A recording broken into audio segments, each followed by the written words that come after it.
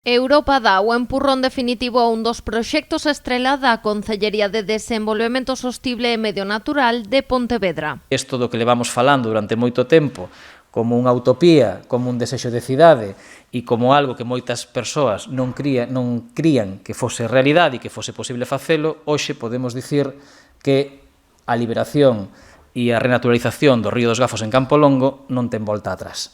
É unha decisión tomada para que xa temos absolutamente todo, ata os cartos, que é o máis importante e o máis difícil. O Departamento de Iván Puentes recibirá unha subvención de 3,7 millóns de euros da Fundación Biodiversidade para varios proxectos relacionados co medio natural, pero a proposta estrela é o destape do Gafos, unha actuación que contará cun orzamento de 2,3 millóns de euros. Non estamos falando só de levantarlle a tapa ao río e deixar ali un canal como se estiveramos en Aveiro ou en Venecia, sino que do que estamos falando é de restaurar a ribeira do río, é dicir, de facer ribeiras accesibles, naturais, con sendas que permitan pasear a ambos lados do río, en definitiva, recuperar e facer un espacio verde, un pulmón verde, un gran parque verde no centro da cidade, no que hoxe temos cemento, basicamente, e un río oculto. Non? Actuarase no primeiro treito de 330 metros entre a rúa Xeneral Rubín e a igrexa de Campo Longo. Ademais, na segunda fase desta convocatoria de achegas presentouse o proxecto para destapar a segunda parte,